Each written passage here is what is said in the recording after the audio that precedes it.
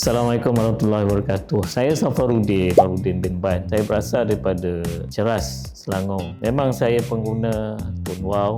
Tak lama, baru lebih kurang 9 bulan. 9 bulan saya dah pakai Tone Wow. Jadinya saya teruja sebenarnya Tone Wow ni, singkap Tone Wow ni. Asalnya saya nak menukar line saya daripada saya pakai dua telefon, dua line. Jadi memang saya dah pakai lama. Kebetulannya semasa tu line asyik drop saja. Connection ada masalah dan sebagainya. Memang saya intention it's about time nak tukar line. Jadi masa tu mencarilah apa alternatif yang baik untuk dua handphone saya ni yang line. At least saya nak tukar satu.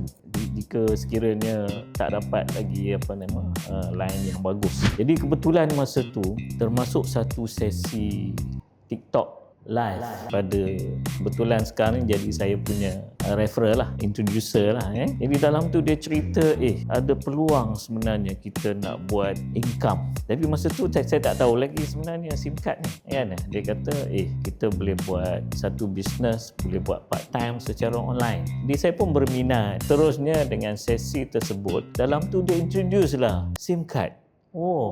Rupanya yang kata tadi ada peluang nak buat income, so-called dia kata nak buat gaji kedua, dia kata. Tuan saya pun memang ada kerja lah, masa tu tak ada masalah kan. Bercerita tentang adanya satu SIM card yang power, line stable, coverage luas, internet laju, ada plan data yang baik kan.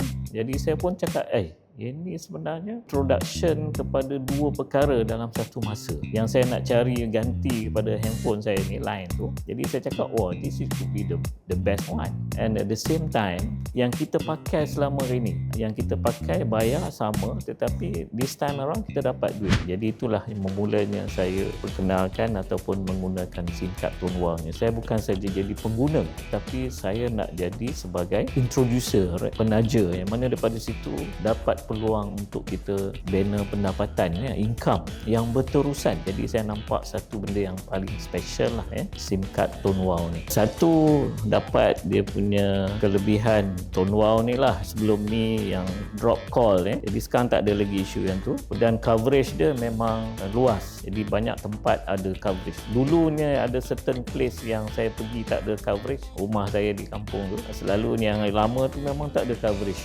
Tapi bila saya tukar dengan Tone Wow, mula-mula saya tak perasan. Bila kita balik macam biasa kan. Tapi selama hari ni boleh pula kan. Jadi kita tahu now saya agak nampak beza ni.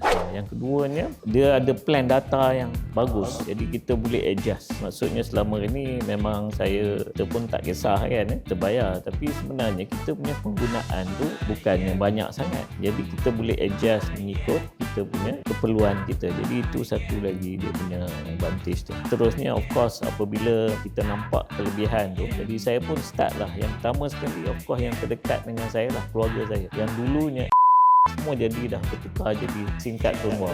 Jadi dia orang sendiri pun nampak dia punya manfaat dia dari segi cashback tu, insurans dan dari segi income. Jadi walaupun pakai saja dia mesti dapat manfaat. Maksudnya bila dia bayar dia dapat cashback kan, voucher point yang mana boleh ditebus. Saya dapat bezakan apabila saya jadi pengguna Tone Wow selama 9 bulan dapat manfaat. Dan keutamanya apabila saya bergerak secara aktif juga seawalnya, yang mana saya pun belajar macam mana untuk kita duplicate orang yang kita punya upline kan. Sebab saya nampak dia punya cara tu very mudah. Dia panggil guna, kongsi, duplikasi. Maksudnya kita pakai dan kita kongsikan kepada kenalan kita, kawan-kawan kita. Bagi tahu kat dia pun buat benda yang sama, dia duplicate. Jadi dia akan grow. Kita kena start, dia panggil open market. Maksudnya orang yang kenalan dengan kita, orang yang dekat kita tu kadang dah exhausted kan, dah exhaustive. Jadi kita kena start pada market baru, yang mana orang di luar sana tu pun kadang mencari juga dari segi angle masing-masing lah. Bukan masalah dari segi telefon masalah, tak. Kadang kita tanya you pakai apa?